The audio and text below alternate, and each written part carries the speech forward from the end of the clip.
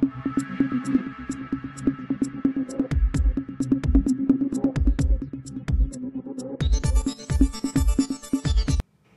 اللہ الرحمن الرحیم۔ ناظرین، پروگرام کرنٹ افیئر کے ساتھ آپ کا میزبان سید آصف علی حمدانی حاضر خدمت ہے۔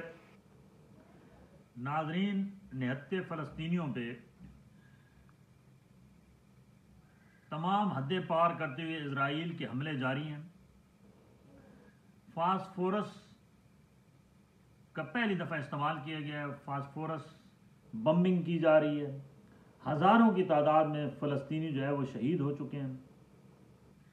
پوری بستیوں کے اوپر جو ہے وہ انتہائی نہ بچے دیکھے جا رہے ہیں نہ خواتین دیکھی جا رہی ہیں، بمباری کا سلسلہ جاری ہے۔ امریکہ کی فل جو ہے وہ اس یہودی لابی کو سپورٹ حاصل ہے، بحری بیڑے پہنچ چکے ہیں، 10 لاکھ کے قریب نئے فریش فوجی بھی پہنچ چکے ہیں، اور ہمارے جو مسلم کنٹریز ہیں اس میں ترکی اور ایران کے علاوہ جتنے باقی ممالک ہیں وہ صرف دعا پہ اور زبان و کلامی مذمت کر رہے ہیں۔ ہمیں یہ نہیں سمجھ آ رہا ہے کہ جو اسلامک ممالک کی ایک جو ہے وہ فورس بنائی گئی تھی، جس کے سربراہ سابق ہمارے army chief general Raheel Sharif تھے، وہ اس وقت کہاں ہے، اس کا عملی جو ہے وہ پریکٹیکل وہ کب سامنے آئے گی، اور اسلامی ممالک کی جو یہ فورس ہے یہ کب کام آئے گی۔ ہر جگہ وہاں پہ لاشیں بکھری ہوئی ہیں فلسطین کے اندر، اور مسلمانوں کا خون قتل عام کیا جا رہا ہے۔ تو یہ فورس کیا کسی یہودی کو بچانے کے لیے بنائی گئی، کسی کرسچن کو بچانے کے لیے بنائی گئی، کسی عالمی استعماری قوت کو بچانے کے لیے بنائی گئی؟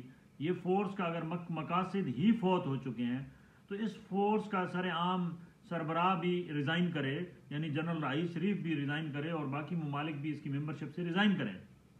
دوسرا OIC کو دیکھ لیں، مکمل بھنگ پی کے سوئی ہوئی ہے، کوئی پتہ نہیں ہے کہ ایک مسلم ملک کے اندر جارحیت سر عام ہو رہی ہے، اور جنگ جو ہے وہ تیزی سے اس کی آگ پھیل رہی ہے، اور اس کی لپیٹ میں گرد و نواح کے اور ممالک بھی آنے والے ہیں۔ تو کیا یہ OIC کا ہنگامی اجلاس کب ہوگا؟ کیونکہ اقوام متحدہ کا علاج جو ہے نا، وہ تو میں نے سابقہ ویلاگ میں بتایا تھا کہ اقوام متحدہ کچھ بھی نہیں کرے گا، وہ یہودیوں کی سپورٹنگ میں ہوگا، اور وہی ہوا۔ اقوام متحدہ کا جو اجلاس بلایا گیا وہ بے نتیجہ ختم ہو گیا، اور جو ہے وہ کچھ بھی نہ جنگ روکنے کی کوئی کوشش کی گئی، اور نہ ہی صرف زبان و زبانی جتنے معاملات ہیں وہ چلائے جا رہے ہیں، اور نہ ہی جنگ رکی ہے۔ جنگ کی جو شعلے ہیں وہ پھیل رہے ہیں، اور اس کی لپیٹ میں مسلمانوں کی بڑی تعداد آ رہی ہے۔ فلسطینیوں، نہتے فلسطینیوں، عام شہریوں کے لیے وہاں پہ جو سپلائی کا کام تھا، یہ تاریخ میں پہلی جنگ ہے جس میں اشیاء خورد و نوش یعنی ہر قسم کی سپلائی بند کر دی گئی ہے، میڈیا کو بلیک کر دیا گیا ہے، وہاں پہ کسی کی بھی رسائی نہیں ہے، اور چاروں طرف سے فلسطینیوں کو گھیر لیا گیا ہے۔ اور اب یہ واضح طور پہ اسرائیل کا جو ہے وہ اعلان کر رہا ہے وزیر اعظم کہ ہم جی ان کو نیست و نابود کر دیں گے، اور کھل کے امریکہ اور اس کے حواری جو ہیں وہ کہہ رہے ہیں کہ ہم اسرائیل کی فل سپورٹ کریں گے۔ اگر یہ ہوا تو یہ بتائیں کہ تاریخ ہمیں معاف کرے گی؟ یہ جو جنگ ہے یہ تباہ کن جنگ، اس کے صرف اور صرف جو ایندھن ہے وہ مسلمان بن رہے ہیں۔ کیا مسلمانوں کے اندر کبھی اتفاق ہوگا؟ کیا مسلم حکمرانوں کی کبھی بے حسی ختم ہوگی؟ کیا یہ بربریت، جو ظلم، جو یہ قتل و غارت کی جا رہی ہے، یہ رک پائے گی؟ اور اس کو کون روکے گا؟ کیونکہ جو روکنے والی طاقتیں ہیں وہ تو سپورٹ کر رہی ہیں یہودیوں کو۔ یہی اگر جو ہے وہ کسی اور کنٹری پہ ہوتا، کسی مسلم کنٹری پہ ہوتا، تو نہ امریکہ آتا نہ اس کے حواری مدد کو آتے۔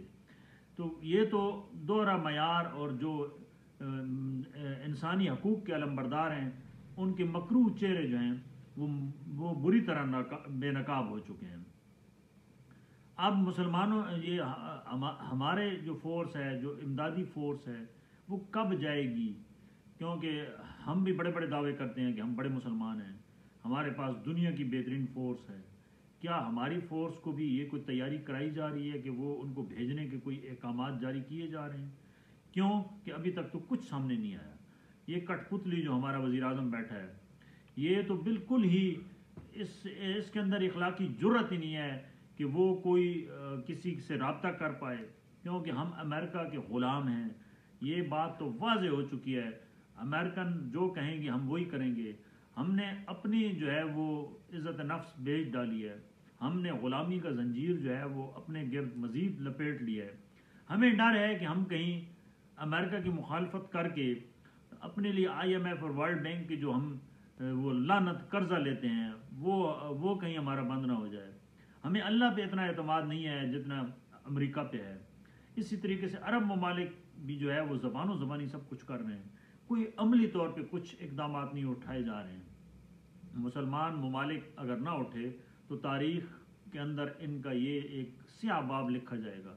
ہماری تاریخ ویسے بھی غداروں سے مکاروں سے بھری ہوئی ہے، تو ایک اور یہ اس میں اضافہ ہو گیا ایک چیپٹر کا کہ جب ہمارے نہتے فلسطینی مر رہے تھے تو ہم صرف اور صرف مذمتی بیان دے رہے تھے. ہم صرف اور صرف جو ہے وہ ان کی اخلاقی مدد کر رہے تھے. ان کو اخلاقی مدد کی ضرورت نہیں ہے، ان کو لاجسٹک سپورٹس کی ضرورت ہے. ان کو ایک طاقتور فوج کی ضرورت ہے جو وہاں ان کے دفاع کر سکے. تو یہ کب ہوگا؟ یہ اب بھی تمام اسلامی ممالک کو سر جوڑ کے اٹھنا ہوگا. اور یہ بات واضح ہو گئی ہے کہ عالمی طاقتیں سب مسلمانوں کے خلاف ہیں، اور وہ کبھی بھی مسلمانوں کو نہ اکٹھا ہونے دیتی ہیں، نہ مسلمانوں کو جو ہے وہ کوئی ایک بلاک یا اتحاد کی صورت میں آگے چلنے دیتے ہیں. جتنے اتحاد بنے، جتنے بلاک بنے، سب ناکام ہوئے، اور وہ اقوام متحدہ ایک کٹ پتلی بن کے ان کے ہاتھوں ناچ رہی ہے جو طاقتیں اس وقت فلسطین کے اندر مظالم ڈھا رہی ہیں. ناظرین، دوسرا، آج کرکٹ ورلڈ کپ کا جو مقابلے ہیں وہ جاری و ساری ہیں. پاکستان کی تاریخی فتح نے انڈیا کے لیے جو ہے وہ خطرے کی گھنٹی بجا دی ہے، لیکن انڈیا کی ٹیم بھی ایک سٹرانگ ٹیم ہے. آج انہوں نے افغانستان کے خلاف جو ہے وہ ان کا میچ تھا، وہ انہوں نے بہت آسانی کے ساتھ جیت لیا. روہت شرما نے 131 کیے، اور جو ویرات کوہلی تھا اس نے حسب روایت ایک اینڈ جو ہے وہ بچائے رکھا، اور وہ بھی 50 ناٹ آؤٹ کرنے میں کامیاب ہو گیا. تو ہمارا جو 14 تاریخ کو ورلڈ کپ کا جو سب سے دھماکے دار میچ ہوگا وہ انڈیا کے خلاف ہوگا. اور کرکٹ اسٹیڈیم کو جناب سیکیورٹی کے سخت انتظامات کیے گئے ہیں. 7,000 سے زائد اہلکاروں کو تعیناتی کا ان کا حکم جاری کیا جا چکا ہے. شدید وہاں پہ جو ہے وہ قسم کے جو اقدامات ہیں خصوصی طور پہ چیکنگ کے، وہ وہاں رکھے گئے ہیں، اور کسی بھی تماشائی کو یا کسی کو بھی کوئی وہاں پہ نقل و حرکت کی سر عام اجازت نہیں دی جا رہی ہے. کچھ پاکستانی صحافیوں کے جن کے ویزوں کے مسئلے بنے ہوئے تھے، ان کا بھی مسئلہ آج کچھ اٹھایا گیا ہے آئی سی سی نے، اور شاید امید ہے کہ یہ جو 14 تاریخ کو ہمارا میچ ہے 2 دن بعد، تو اس میں پاکستانی کچھ تماشائی بھی نظر آئیں گے، اور صحافی ہمارے حضرات، ان کا بھی کسی کا بھی ویزا نہیں لگا تھا، ان کے بھی شاید ویزے لگ جائیں گے. اللہ تعالیٰ سے دعا ہے اللہ تعالیٰ پاکستان کو فتح سے ہمکنار کرے. بہت شکریہ. اپنے گرد و نواح کے لوگوں کا خیال کیجیے.